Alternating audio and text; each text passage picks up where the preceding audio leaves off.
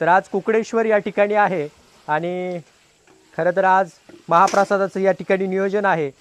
चुलीवरती स्वयंपाक चालू आहे आणि हे सर्व मंडळी आता भात शिजवण्याचं काम करतायत। आता ही तिसरी बादली आहे, चौथी बादली आहे। किती किलो तांदूळ असेल बरं हे? 30 किलो तांदूळ। आणि किती बरं भाविक मग या ठिकाणी भोजनाचा आस्वाद घेतील?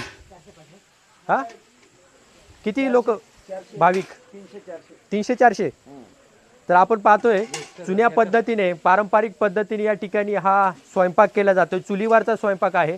रानातली जंगलातली ही लाकडं आहेत संपूर्ण वाळलेली आणि त्यावरती ही भली मोठी अशी कढई ठेवली आहे आणि एक दादा आहेत ते या ठिकाणी हा भात संपूर्ण हलवण्याचं काम करतायत। आचारी दादा आहेत आणि फार सुंदर पद्धतीने खरं तर इकडचं जे ग्रामीण कल्चर आहे ते आपल्याला या ठिकाणी अनुभवायला मिळते। म्हणजे आज अलीकडच्या काळामध्ये आधुनिक संसाधने इतक्या मोठ्या प्रमाणात झाली, गॅस आलेत आणि त्यामुळे गॅसवरती सर्व ठिकाणी स्वयंपाक केला जातोय। परंतु या ठिकाणी हा चुलीवरचा स्वयंपाक आणि चुलीवरच्या स्वयंपाकाला एक वेगळी चव असते।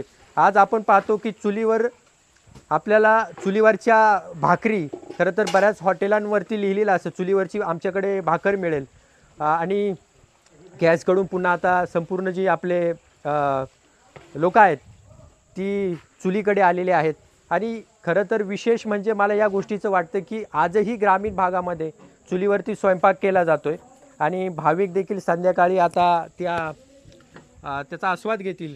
आणि चुलीवरती जो भात बनवला जातो त्याची जी चव आहे ती फार स्वादिष्ट असते बरं का? काय सांगाल? स्वादिष्ट असते म्हणजे तो आणि चुलीवरचं जेवण म्हणजे हे आता शहरामध्ये म्हणजे सर्व गॅसवरती असतं, पण इकडं मावळ पट्ट्यामध्ये सगळं नॅचरल आणि सगळं व्यवस्थित असतं चुलीवरती आणि सगळं नॅचरल असतं, त्यामुळे लोक ते आवर्जून खातात। बरोबर, याला चव वेगळी। आता हा तांदूळ पण तुमच्या शेतामध्ये पिकवलेलाच असेल? हा इंद्रायणीचा तांदूळ आहे, आमच्या शेतामधलाच आहे।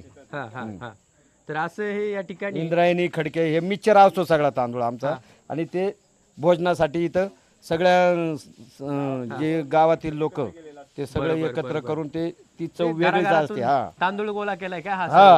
अरे वा, सगळ्यांच्या म्हणजे हा जो तांदूळ आहे तिथल्या ग्रामस्थांचंच प्रत्येकाच्या शेतातला थोडा थोडा असा गोळा करून या ठिकाणी हा आता भात या ठिकाणी ह्या चुलीवरती स्वयंपाक म्हणजे शिजवण्यासाठी टाकलेला आहे। किती घरातून किती म्हणजे? 15 घरातून। आता हे 15 लोकांची पाळी आहे आणि 7 दिवसात 15 लोक असतात।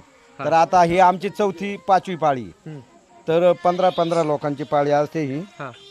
तर ही सर्व किती लोक आहेत आपल्या, म्हणजे किती गावची संख्या आहे? 125। हा ना। तर आपण या ठिकाणी खरं तर हा जो भात आहे चुलीवरती बनवला जातोय तेच आपल्याला दाखवायचं होतं की आजही ग्रामीण भागामध्ये अशा पद्धतीने स्वयंपाक केला जातो। बऱ्याच ठिकाणी करतही असतील। तर मंडळी आता हा भात शिजलेला आहे आणि एक एक बादली करून हा भात सर्व काढला जातोय आणि इकडे पाटीमध्ये ओतला जातोय। तुम्ही जर या ठिकाणी पाहिलं तर हा संपूर्ण भात हे काय काय करतात बरं?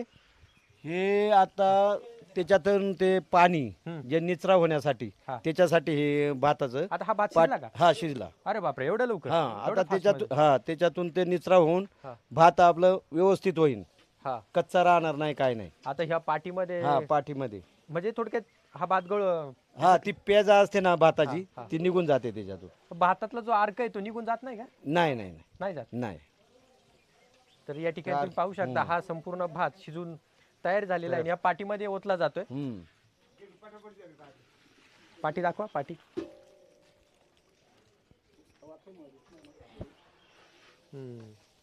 चार पाट्या आहेत। ओके, धन्यवाद धन्यवाद।